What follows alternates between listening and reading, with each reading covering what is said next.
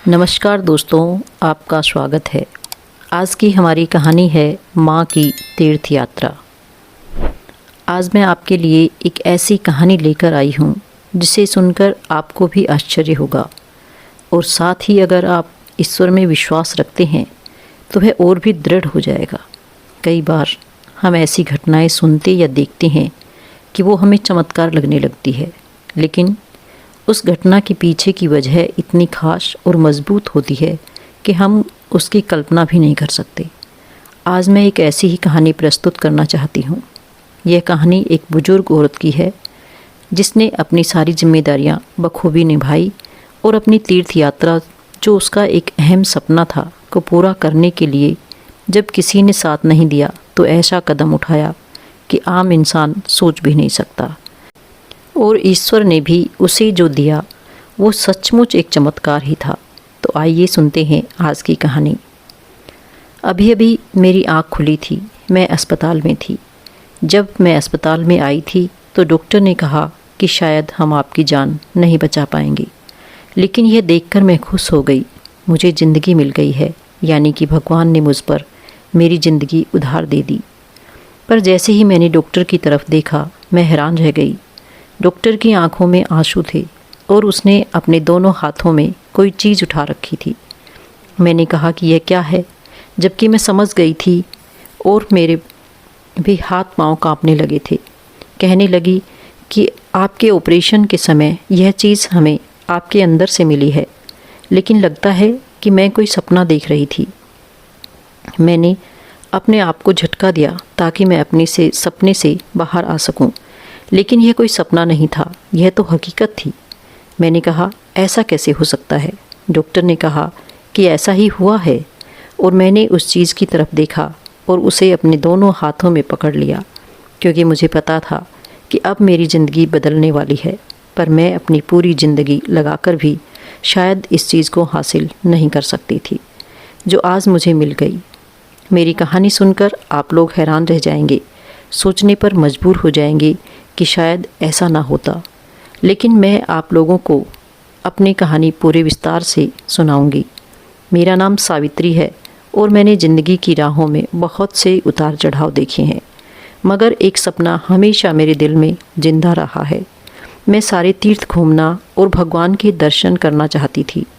भगवान के दर्शन करने का सपना बचपन से ही था और हर साल मन बनता था तो मेरी आंखें चमक उठती थी, मगर हर बार मेरी चुप्पी मेरी जेब की तंगी के आगे बेबस रह जाती थी। बचपन से ही मुझे सख्त मेहनत करनी पड़ी थी। मेरी शादी भी एक साधारण परिवार में हुई थी। मेरे पति एक प्राइवेट कंपनी में नौकरी करते थे। उनकी आमदनी कोई बहुत अच्छी नहीं थी, पर मैं भी कपड़े सिलकर कुछ पैसे कमा लेती थी और हमारा गुजारा अच्छे से हो जाता था। मेरी 2 बेटियां हो गई थी और इस महंगाई में हम अपने परिवार को ज़्यादा नहीं बढ़ाना चाहते थे। हमें लगा कि आजकल बेटी बेटी में कोई ज़्यादा फ़र्क नहीं है, हम उन्हें ही पढ़ा लिखा लें और कामयाब कर दें, वही हमसे हो पाएगा।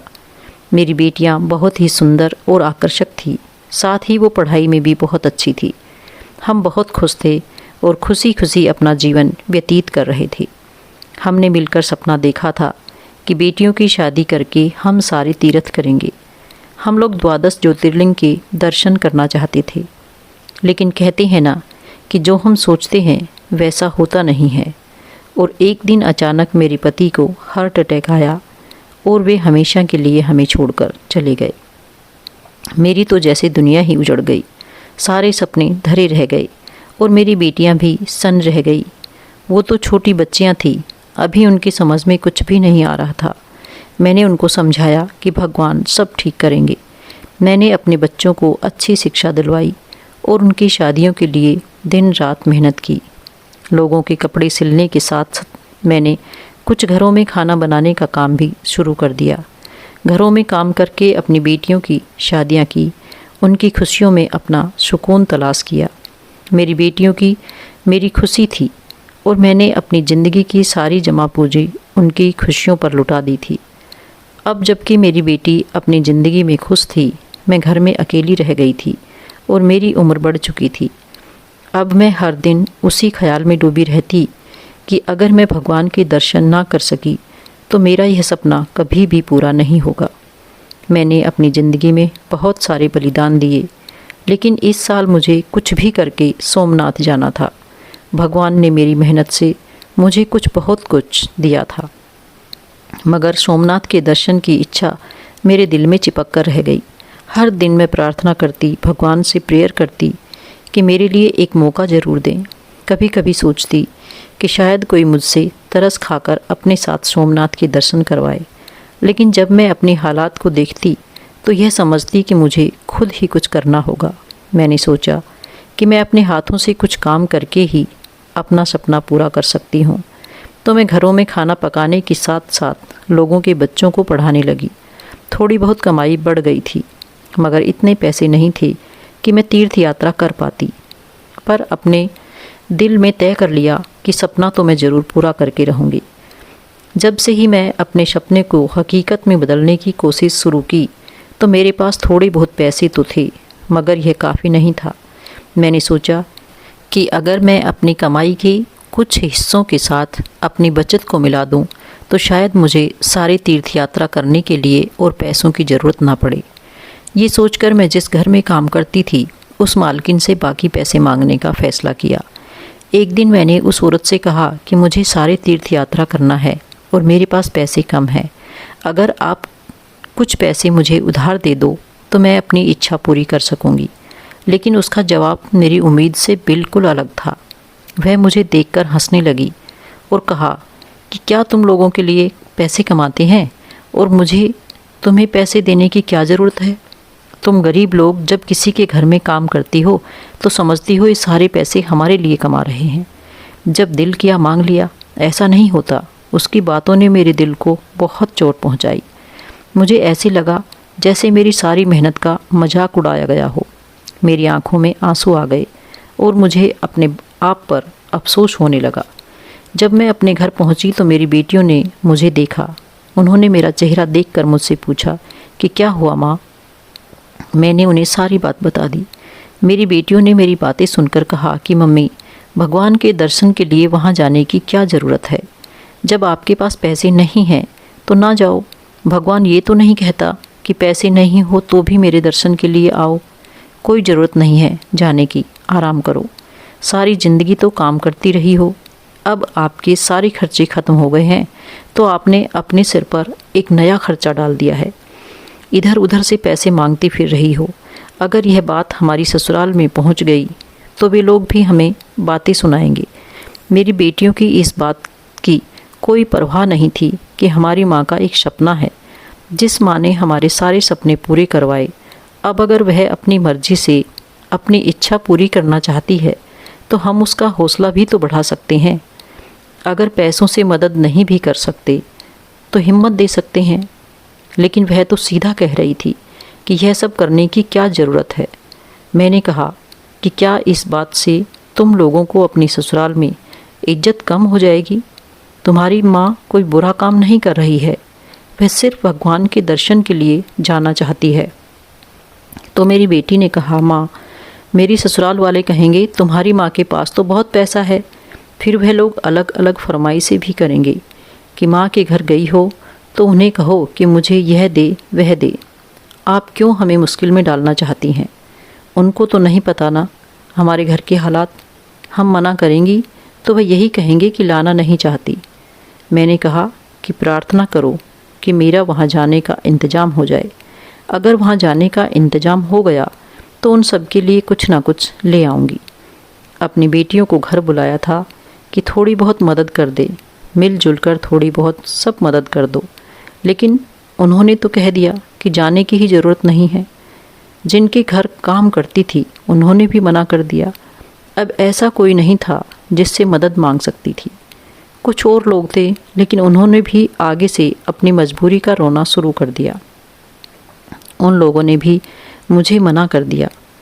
अब की साल तो मुझे जाना ही था। मैं अगले साल तक का इंतज़ार नहीं कर सकती थी। मैंने सारी तैयारियां करके रखी थी। यूँ समझिए कि मैंने सारा सामान भी एक जगह रखा था, बस उसको एक बैग में डालना था। समस्या थी तो सिर्फ पैसों की, जो मेरी मदद करने के लिए कोई तैयार नहीं था और हर एक ने कह दिया कि वह मेरी मदद नहीं कर सकते। तो मेरे दिल में एक ठोस कदम उठाने का ख्याल आया। मैंने सोचा कि अगर कोई मेरी मदद नहीं कर रहा है तो मुझे खुद ही अपने सपने के बारे में सोचना है। तभी मेरा ध्यान अखबार की तरफ गया। उसमें बड़ा सा पोस्टर बना था और लिखा था कि मेरा बेटा जो 35 साल का है, उसके दोनों गुर्दे खराब हो चुके हैं। डॉक्टर के अनुसार एक गुर्दे के साथ भी इंसान अपना जीवन अच्छे से व्यतीत कर सकता है। मुझे अपने बेटे के लिए एक किडनी डोनर चाहिए। मैंने वो अखबार उठाया और तुरंत हॉस्पिटल गई और वहाँ डॉक्टर से बात की। मैंने उन्हें बता दिया था कि मैं सारे तीर्थ करना चाहती हूँ और 12 ज्योतिर्लिंग के दर्शन करना चाहती हूँ और मैं अपना एक गुर्दा बेचने के लिए तैयार हूँ।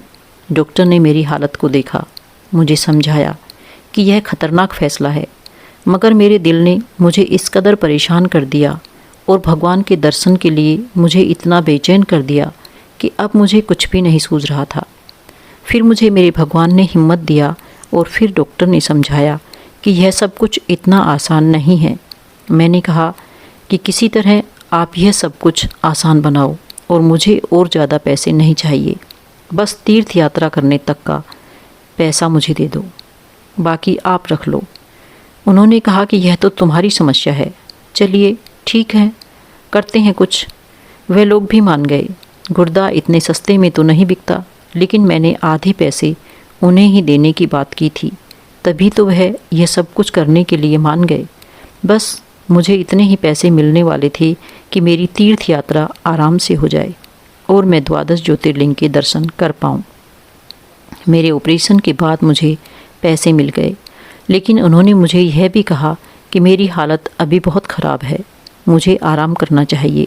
मेरे लिए आराम करना मुमकिन न था, फिर भी मैं कुछ दिन आराम करने के बाद जल्दी से अपने पैसे समेटे और सारे तीर्थ यात्रा के लिए मैंने टिकट बुक करवा ली।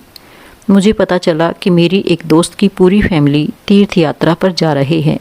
मैं उन लोगों से बात की और उनके साथ जाने का फ़ैसला किया। मैं इतनी ज़्यादा खुश थी, ऐसा लग रहा था कि जैसे ज़िंदगी की सारी खुशियाँ मेरे सामने आ रही हैं। जब मैं उनके साथ तीर्थ यात्रा पर निकल गई तो मेरे दिल में खुशी की एक लहर दौड़ गई। हमने अपना पर्सनल बस बुक करवाया था, उसमें बैठते ही मेरा दिल भर आया। जैसे ही हम केदारनाथ पहुँचे, मैंने अपने सपने की हकीकत को महसूस किया। भगवान के चरणों को इतने करीब से देखने का पल मेरे लिए ज़िंदगी की सबसे बड़ी दौलत थी। कहते हैं कि भगवान के दर्शन करते हुए पहली बार नज़र पड़ते ही जो प्रार्थना करते हैं पूरी होती है। मैं तो एक माँ थी, मैंने क्या मांगना था? मैंने यही प्रार्थना की कि मेरी औलाद हमेशा खुश रहे और उनकी खुशियाँ सलामत रहे। बाकी मेरा सपना तो पूरा हो ही गया था। मैं तो यहाँ आ ही गई थी और मेरी एक बेटी थी जिसके यहाँ अभी तक औलाद नहीं हुई थी। दूसरा प्रार्थना उसके लिए की थी, भगवान मेरी बेटी की कोख सूनी ना रख, उसकी झोली भी खुशियों से भर जाए, उसको आशीर्वाद दे दो, वह भी माँ बन सके। मैं भगवान के दर्शन करने के लिए बहुत मन्नतें मांगी थी। उनके दरबार में जाने तक नंगे पांव चलने का फैसला किया था और मैंने पूरा कर दिया था। मेरी आंखें खुशी के आंसू से भर गई थी। हर सीढ़ी पर मुझे महसूस हुआ कि मेरे जितने भी बलिदान थे, तकलीफ़ें थी, मेहनत थी, आज सारी की सारी मेरी आंखों के सामने से गुजर रही थी। मैंने अपने भगवान को धन्यवाद किया कि मुझे इस मुकाम पर ले आया। यह पल मेरे लिए किसी जादू जैसा था। जैसे ही मैं भगवान के चरणों के दर्शन किए कि मेरे दिल का सुकून मिला। हर पल वहाँ गुजरा हुआ मुझे एहसास दिलाता था कि मैं अपनी ज़िंदगी का सबसे बड़ा सपना पूरा कर लिया है।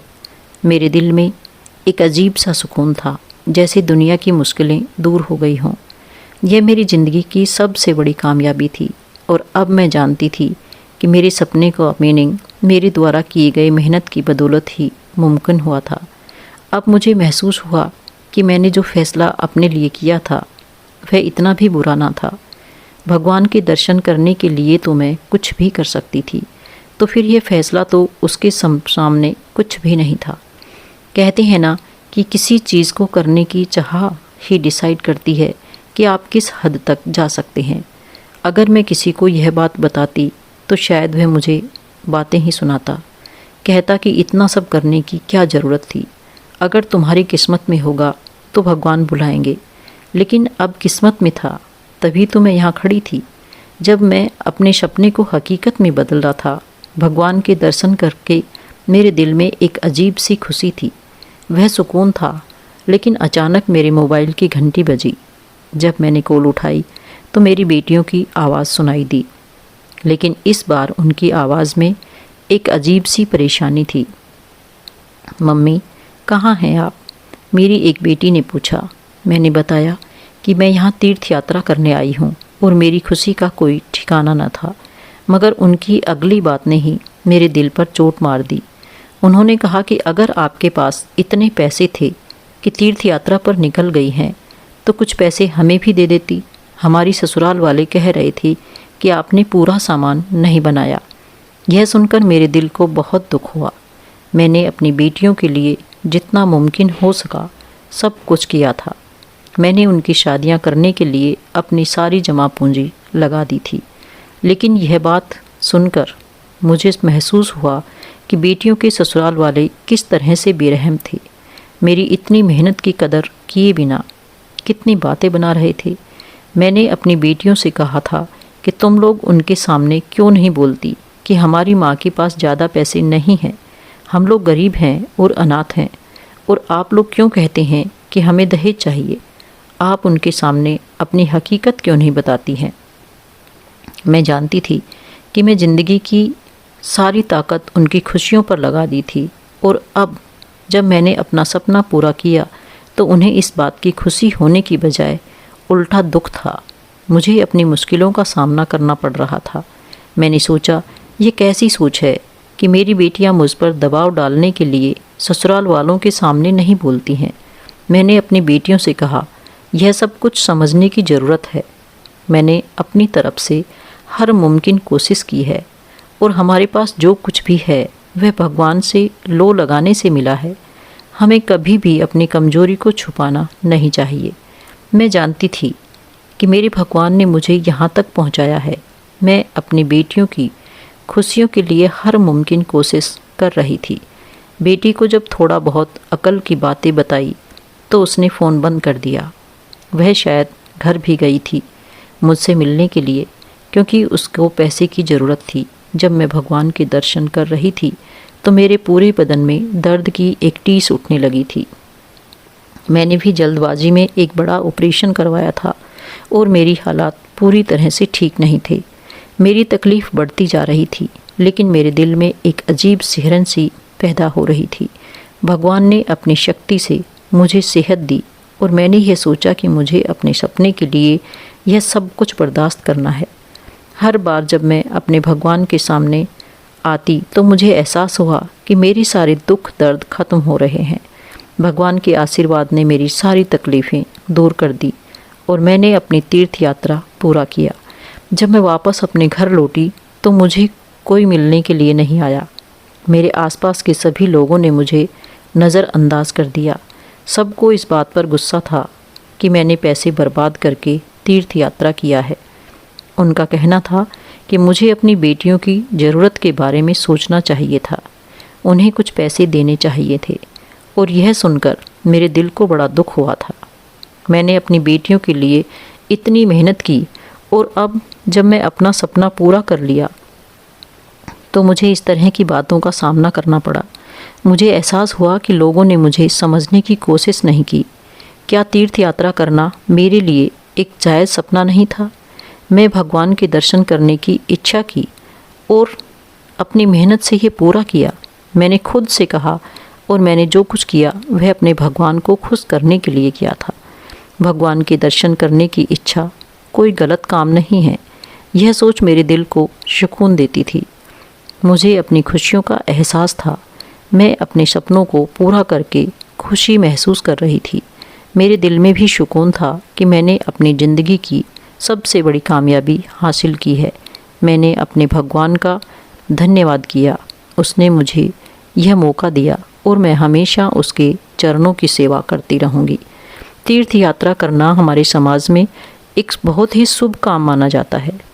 लेकिन मुझे देखो, जब मैं तीर्थ यात्रा करके वापस आई तो मुझे लोगों की बातें और ताने सुनने पड़े। मुझे लोगों ने यह तक कहा कि तुमने अपनी तीनों बेटियों के लिए कुछ कर देती। जब मैं तीर्थ यात्रा से वापस आई तो मेरे दिल में एक उम्मीद थी, शायद मेरी बेटियां मुझसे मिलने आएगी। मैं वहां से अपने लिए तो नहीं बल्कि अपनी बेटियों के लिए काफ़ी सामान खरीदा था।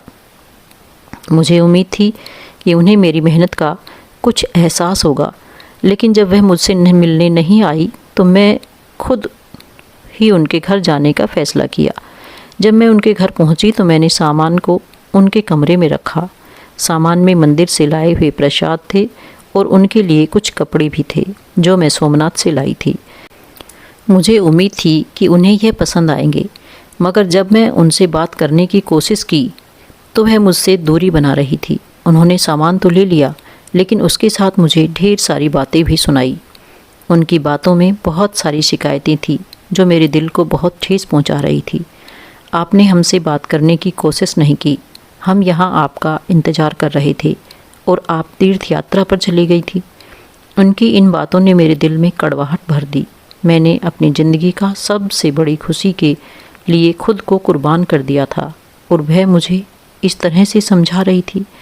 दिल में दर्द महसूस करते हुए मैंने अपनी आंखें आसमान की तरफ उठाई, भगवान से प्रार्थना करने लगी, हे भगवान, सबको भी अपने दर्शन करा दे ताकि दुनिया की बातें छोड़कर भगवान से दिल लगाएं और उनके दिलों में मोहब्बत पैदा कर दे और इनको मेरे जज्बात का एहसास करवा दे। लेकिन अब मुझे उनके सामने बेबसी का एहसास हो रहा था। मैंने खुद से कहा कि उनकी खुशियों के लिए हमेशा प्रार्थना करती रहूँगी, लेकिन इस पर मुझे यह भी एहसास हुआ कि कभी कभी मोहब्बत का इजहार करने के लिए शब्दों की ज़रूरत नहीं होती। मैंने दिल में यह सोचा कि भगवान मुझे हिम्मत दे, मैं अपनी बेटियों के लिए भगवान से प्रार्थना करती रहूँगी, चाहे वे मुझे समझे या ना समझे। आप रिश्तों को कभी भी बांध कर नहीं रख सकते। यह कभी साथ देते हैं और कभी नहीं देते हैं। बस आपको अपने अच्छे नसीब की प्रार्थना करनी चाहिए और अच्छे लोगों से मिलना, और उन लोगों में अच्छा हमसफ़र, अच्छी औलाद भी शामिल है। मेरा तीर्थ यात्रा का सपना तो पूरा हो गया था और यह सपना मेरे पति के होते हुए मैंने देखा था। जब मैं तीर्थ यात्रा कर रही थी तो हर पल मेरे दिल में मेरे पति अर्जुन की याद सता रही थी। मैंने उसकी आत्मा की शांति के लिए हवन करवाए थे। आंखें बंद करके दिल की गहराइयों से उसकी आत्मा की शांति के लिए प्रार्थना की थी। मेरी आंखों से आंसू बह रहे थे। तब हंसते हुए मेरे दिल में एक अजीब सा दर्द महसूस हुआ। मैं बहुत दुखी रही क्योंकि अर्जुन की याद में मेरी सफ़र की खुशियों को अधूरा कर दिया था। मैंने सोचा कि काश वह यहाँ होता और हम दोनों मिलकर इस पवित्र स्थान के दर्शन करते।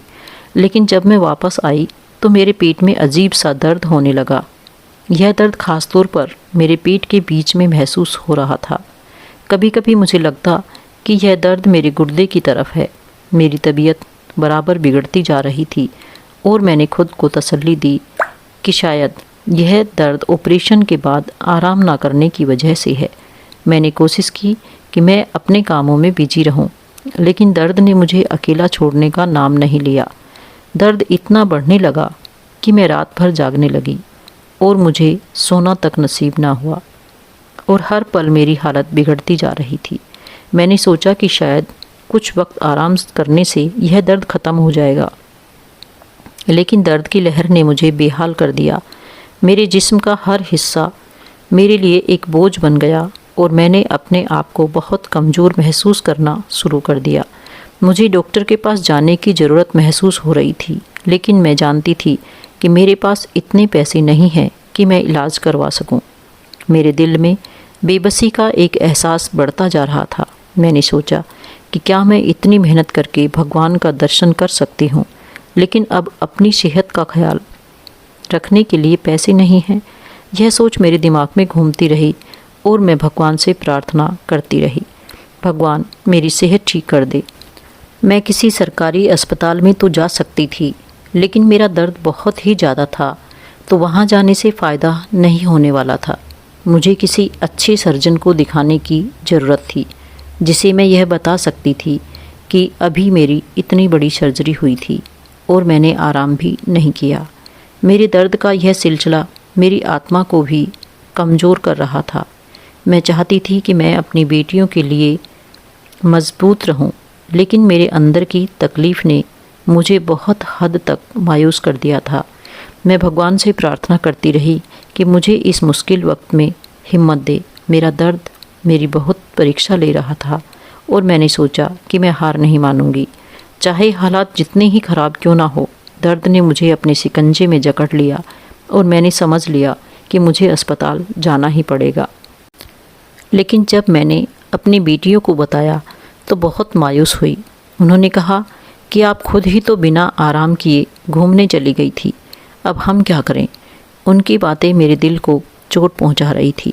एहसास हुआ कि मेरी मेहनत और मेरी कुर्बानियां को वह समझ नहीं पा रही हैं और मुझे उनकी चुप्पी से और ज़्यादा अकेला कर दिया। जब मैं अस्पताल जाने की तैयारी कर रही थी तो मैंने सोच लिया कि एक बार ठीक हो जाऊं तो मैं कभी किसी से बात नहीं करूंगी। मैं जानती थी कि यह फ़ैसला एक माँ के लिए कितना मुश्किल है, क्योंकि कोई माँ अपनी औलाद को नहीं छोड़ सकती। मुझे अपने पति अर्जुन की बहुत याद सता रही थी। अगर वह होता तो कम से कम मेरा ख्याल तो करता, मुझे तसल्ली देता और मेरी सेहत के बारे में फ़िक्रमंद होता। उसकी मोहब्बत की कमी ने मेरे दिल को एक और दर्द से भर दिया। मुझे एहसास हुआ कि ज़िंदगी में सफ़र में हर पल की कीमत होती है और कभी कभी सब कुछ एक पल में बदल जाता है। मेरे दिल में कड़वाहट थी कि मेरी बेटियां मुझसे मिलने नहीं आई। मैं जानती थी कि मैंने उनके लिए बहुत कुछ किया है और मेरी भगवान मेरे दिल की हालत को जानते हैं। मैं भगवान से यही प्रार्थना कर रही थी कि भगवान मुझे हिम्मत दे और सेहत दे। लेकिन दिल की गहराइयों में अर्जुन की याद और अपनी बेटियों की बेरुखी ने मुझे एक गहरी खाई में धकेल दिया। जब मैं अस्पताल पहुंची तो मैं दर्द के मारे चिल्ला रही थी। मुझे बहुत तकलीफ़ हो रही थी। उन्होंने मेरी हालत को देखकर कहा कि लगता है कि आपने आराम नहीं किया, इसलिए ये सब हो रहा है। उनकी बातों में अजीब सा गुस्सा था। मेरे दिल को ज़्यादा दुख दे रहा था। मेरी डॉक्टर को देने के लिए फ़ीस नहीं थी। मैंने सोचा था कि मुझे वापस जाना पड़ेगा, लेकिन अचानक एक लड़की जो शायद अभी अभी डॉक्टर बनी थी मेरे पास आई। उसकी आंखों में मदद की चमक थी। उसने मुझे देखा और कहा कि माँ जी, मैं आपकी मदद करूँगी, आपका ऑपरेशन भी करवाऊँगी और मुझे लगता है कि आपके साथ कुछ गलत हो रहा है। उसने मुझे सहारा दिया और कहा कि आप फिक्र ना करें, मैं आपकी मदद करूँगी। अच्छे लोग भी तो रहते हैं ना इस दुनिया में। वह भी अच्छी थी। उसकी शक्ल में लग रहा था कि वह लड़की बहुत अच्छी मददगार थी। उसने कहा कि आपकी शक्ल बिल्कुल मेरी माँ से मिलती है, इसलिए मैं आपकी मदद कर रही हूँ। उसकी बातों ने मेरे दिल को छू लिया। मुझे एहसास हुआ कि दुनिया में अभी भी कुछ लोग ऐसे हैं जो दूसरों की मदद करने के लिए तैयार हैं, चाहे वह कितनी ही मुश्किल से क्यों ना हो। मैंने उसकी बातों का जवाब देते हुए कहा कि आपका बहुत बहुत धन्यवाद बेटी, आपकी मदद की मुझे बहुत ज़रूरत है। वह जल्दी से सारी कार्यवाही करने लगी। उसने मुझे सुकून देने की कोशिश की और कहा कि वह हर मुमकिन मदद करेगी। मेरी किस्मत इतनी बुरी भी नहीं थी, वरना कौन ऐसे किसी की मदद करता है। वह बार बार मुझे देखे जा रही थी, कभी धीरे से मुस्कुराती और कभी फिर से देखती, जैसे दिल में कुछ सोच रही हो। मुझे नहीं पता था कि वह डॉक्टर है, क्योंकि वह बहुत ही कम उम्र की लग रही थी, लेकिन शायद अभी अभी डॉक्टर बनी थी। उसने कहा कि मैं पहले आपका अल्ट्रासाउंड करती हूँ। मैं अस्पताल के वार्ड में लेटे हुए डॉक्टर के चेहरे की तस्वीर देखती तो मेरा दिल धड़कने लगता। अभी डॉक्टर जिसकी हमदर्दी ने मुझे यहाँ तक पहुँचाया था, अब मेरे पास खड़ी होकर कह रही थी कि सावित्री जी, मुझे लगता है कि आपको दोबारा ऑपरेशन करवाना पड़ेगा। आपको दर्द बहुत ज़्यादा हो रहा है और हो सकता है कि आपके अंदर बहुत सारी पथरियाँ हों।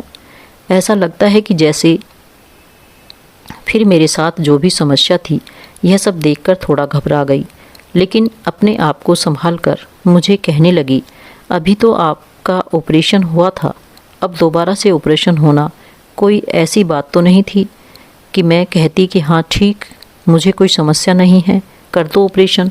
यह सुनते ही मेरी आंखों के सामने अंधेरा छा गया। मैं उसकी शब्दों को समझने की कोशिश की, लेकिन मेरी परेशानी बढ़ती गई। दोबारा मैंने पूछा, मगर क्यों? डॉक्टर ने अपनी निगाह मुझ पर घुमाते हुए कहा, क्योंकि अब आपके अंदर पथरी हुई है, तो इससे आपकी जान को खतरा हो सकता है। मैं चाहती हूँ कि आप अपने घर वालों को बुला लें। यह सुनकर मेरे दिल में एक दर्द महसूस हुआ। मैंने बहुत धीरे से जवाब दिया, मेरा कोई नहीं है। उसकी आंखों में बहुत हमदर्दी का एहसास था, लेकिन मैं जानती थी कि मेरी बेटियों ने तो मेरी हालत पर कभी ध्यान नहीं दिया था। वह लोग तो इतने दर्द और बीमारी पर भी मुझसे मिलने नहीं आए, तो वे लोग अब क्या आते और क्यों मेरी मदद करते? डॉक्टर ने दोबारा से कहा, आपकी जान खतरे में है सावित्री जी, आपको अपने परिवार की ज़रूरत है। मैंने दिल की गहराइयों से सोचते हुए कहा, डॉक्टर, मेरा एक ही सपना था, वह कि मैं तीर्थ यात्रा पूरी कर लूं। मैंने अपनी बेटियों की शादियां कर दी, मेरे पति इस दुनिया में नहीं हैं। अब अगर मुझे कुछ भी हो गया तो मुझे कोई फ़र्क नहीं पड़ता। डॉक्टर ने मेरी आंखों में जो हिम्मत और भगवान के प्रति मेरा जुनून देखा, लेकिन डॉक्टर फिर भी कह रहे थे कि आपके परिवार का होना आपके लिए बहुत ज़रूरी है। मैं नहीं चाहती थी कि आपको कुछ हो सावित्री, उसने कहा, आपकी ज़िंदगी कीमती है, लेकिन मैंने अपना सफ़र तय कर लिया था। अगर मुझे कुछ हुआ तो मेरी भगवान से यही प्रार्थना है, अपने प्रति मेरी श्रद्धा को कभी कम ना तोले। यह कहते हुए मेरे अंदर एक अजीब सी ताकत महसूस हुई। मैं जानती थी कि ज़िंदगी में कभी कभी हमें सख्त फैसले करने पड़ते हैं, और मैं अपनी ज़िंदगी के उस मुकाम पर भी फैसला किया था। कोई भी इंसान कभी भी मरना नहीं चाहता। जब तक उसके पास ज़िंदगी है वह जीना चाहता है, चाहे कुछ भी हो जाए। मेरे साथ तो इतना बुरा नहीं हुआ था। मेरा जो सबसे बड़ा सपना था वह पूरा हो चुका था। उसके बाद अगर मेरी ज़िंदगी मुझे धोखा दे भी जाती और मैं इस दुनिया से चली भी जाती, तो मेरे पास खोने के लिए क्या था? बेटियां तो अपने अपने घर की हो गई थी। जब शादी के बाद बेटियां अपने पति की ज़्यादा सुनती थी तो कभी कभी माँ बाप को बुरा लगता है, लेकिन मुझे ऐसा लगता है कि वह एक अच्छी बात है कि वह अपने पति की बातें सुने, क्योंकि इस तरह उनका घर बना रहेगा। और अगर हमारी बात सुनकर हमारे घर बैठ जाएंगी तो क्या फ़ायदा? लेकिन फिर से ऑपरेशन होना मेरे लिए कोई आसान काम नहीं था। फ़िलहाल मैं इस समस्या से भी निकल गई। मेरा ऑपरेशन सक्सेसफुल हो गया और मैं अस्पताल के कमरे में होश में आई तो मुझे लगा मेरी हालत ठीक हो रही है। मुझे अभी भी दर्द हो रहा था, लेकिन जब मैंने डॉक्टर को अपनी तरफ आते देखा तो मेरे दिल में एक सुकून की लहर दौड़ गई। वह मुझसे मुस्कुराते हुए बोली, सावित्री, बड़ी मुश्किल से आपकी जान बचाई है। उसकी यह बातें मेरे दिल को बड़ी तसल्ली दे रही थी। उसने मेरी बहुत सेवा की थी और मेरी सेहत का ख्याल रखा था। मैंने शर्मिंदगी से कहा कि मैं आपकी फ़ीस कैसे दूं? यह सब कुछ कैसे होगा? उसने एक नर्म शब्दों में जवाब दिया कि आपकी फ़ीस, मेरी फ़ीस की चिंता ना करें, आपको इस बारे में फ़िक्र करने की ज़रूरत नहीं है। अच्छा, मेरी छुट्टी का वक्त है। तो उसने मुझे अपने घर ले जाने का परमिशन ली। मैं हैरान हो गई और उससे पूछने लगी, आप मुझे अपने घर क्यों ले जा रही हो? मैंने हैरानी से पूछा, क्योंकि मैं चाहती हूँ कि आपको वहाँ आराम मिले। आप अकेली हैं और मैं जानती हूँ कि आपकी हालत अभी पूरी तरह से ठीक नहीं हुई है, इसलिए। उसने मेरे सवाल का जवाब दिया। मैं ऐसे कैसे उसके घर जा सकती थी? पहले ही मैंने उसका बहुत सारा एहसान ले लिया था। आखिर मैं उसको जानती भी नहीं थी, लेकिन फिर सोचा कि अकेले घर में कैसे जाऊंगी। मेरी कोई भी बेटी अपने पति को छोड़कर मेरे पास आकर मेरी सेवा नहीं करेगी, ना उनके पति उनको आने देंगे, और इससे अच्छा है कि उसी लड़की के साथ ही चली जाऊं। मुझे ये खुद कह रही है तो फिर मुझे भी कोई समस्या नहीं होनी चाहिए। जब मुझे अपने घर ले गई तो मैंने सोचा कि यह सही है, लेकिन उसने जब मुझे एक अजीब सी बात बताई तो मैं हैरान रह गई। उसने कहा कि सावित्री, आपकी शक्ल अपनी माँ से मिलती हुई देखती हूँ और इसलिए मैंने फ़ैसला किया है कि मैं हमेशा आपकी मदद करूँगी। मेरी माँ बिल्कुल आपकी जैसी थी, वह भी आपकी तरह बहुत बहादुर थी। यह सुनकर मेरी आंखों में आंसू आ गए। मुझे एहसास हुआ कि उसने न सिर्फ मेरी मदद की बल्कि मुझसे मिलकर मुझे अपनी दर्द को भूल जाने का मौका भी दिया। आपकी मेहरबानी के लिए मैं आपका धन्यवाद करती हूँ, मैंने कहा। तो वह मुस्कुराई और बोली, यह सब कुछ मेरी तरफ से नहीं बल्कि आपकी हिम्मत और आपकी परीक्षाओं और आपके भगवान से इतनी मोहब्बत का नतीजा है। आपने अपनी ज़िंदगी में इतनी मुश्किल समय का सामना किया, पर अब वक्त है कि आप खुद को दोबारा संभालें। जब मैं उसके घर में बैठी हुई थी तो मेरी डॉक्टर ने मेरे करीब आकर मुझसे खास खबर सुनाई। उसकी आंखों में खास चमक थी, जैसे वह मुझसे ज़रूरी बात कहना चाहती हो। उसने कहा कि सावित्री, आपके पित्त और गुर्दे दोनों में पथरियाँ थीं और यह पथरियाँ पीले रंग की थी। यह सुनकर मेरी आंखें चार हो गई। मैंने हमेशा सुना था कि पथरियाँ बहुत तकलीफ़ देती हैं, मगर ये जानकर कि मेरे अंदर कितनी खतरनाक चीज़ मौजूद थी, मैं एक पल के लिए सुन्न हो गई। उसने कहा कि इंसानी जिस्म से निकलने वाली पथरियाँ अलग अलग तरह की होती हैं। छोटी अलग अलग साइज़ों में डॉक्टर ने अपनी बात चालू रखी। डॉक्टर ने कहा, जब मैं इन पथरियों को निकाला और उन पर गौर किया तो मैं हैरान रह गई थी। यह पथरियाँ तो पत्थर की नहीं थी बल्कि सोने के टुकड़े निकले हैं। उसने कुछ सोने की शक्ल का चमकदार टुकड़े मेरे सामने रखे और कहने लगी, आपके पित्त की थैली में से और गुर्दे में से सोने के पत्थर निकले हैं, यानी कि जो देखने में पत्थर लगते हैं और वह असल में खरा सोना है। यह सुनकर मुझे यकीन नहीं आया कि ऐसा कैसे हो सकता है। डॉक्टर ने कहा कि हमें नहीं पता ये सब कैसे हुआ, लेकिन यह आपकी अमानत है। उसने मुझे वे पत्थर जैसे देखने वाले सोने के टुकड़े मेरे हवाले किए तो मेरे हाथ कांपने लगे। यह किसी चमत्कार से कम नहीं था। मैंने एक एक करके उन सोने के टुकड़ों को गौर से देखा। हर टुकड़ा चमक रहा था और मेरे दिल में खुशी की लहर दौड़ गई। यह सच में एक चमत्कार के समान था। डॉक्टर ने कहा कि पूरे 200 मिलीग्राम वजन का है इनका। यह मेरी ज़िंदगी का एक नया मोड़ था। मैंने दिल में ही भगवान का धन्यवाद किया कि उसने मेरी मदद की, मुझे इस मुश्किल वक्त में खुशी का एक सबक दिया। भगवान ने मेरे लिए कुछ खास सोच रखा था। यह सिर्फ सोना नहीं था बल्कि यह मेरे लिए मेरी परीक्षा थी, उस बात का सबूत था। मैंने सोचा कि यह चीज़ सिर्फ मेरे लिए नहीं बल्कि मेरी बेटियों के लिए, उनके भविष्य के लिए भी एक मीठी किरण है। मुझे यकीन था कि भगवान ने मुझे इन सोने के टुकड़ों के जरिए यह बताया है कि मैं हमेशा तेरे साथ हूँ, चाहे हालात जितने भी मुश्किल हों। यह सिर्फ सोना नहीं बल्कि मेरी सब्र और मेरे बलिदानों का नतीजा था, मेरी प्रार्थना का फल था। मेरी डॉक्टर के धन्यवाद किया और कहा कि अगर आप सोने में से कुछ हिस्सा लेना चाहती हो तो ले सकती हो।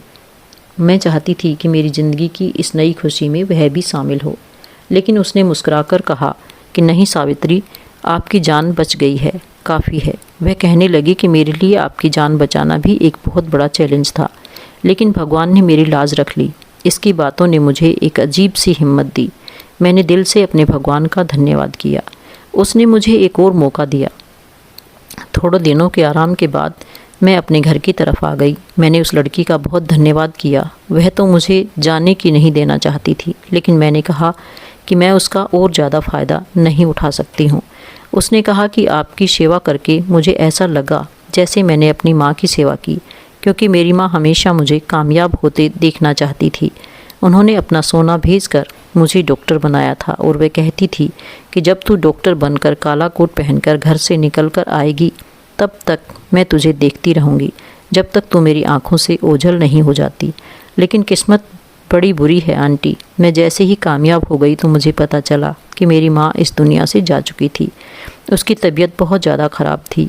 उसने मुझे बताया नहीं था ताकि मेरी पढ़ाई ख़राब ना हो, और वह इस दुनिया से चली गई। आज जब मैं डॉक्टर का कोट पहनकर निकलती हूँ तो मुझे देखने वाला कोई नहीं होता। आपको देखा तो अपनी माँ की याद आ गई। आपकी शक्ल मेरी माँ से बहुत मिलती है। आपकी सेवा करके ऐसा लगा कि जैसे उनकी सेवा की हो।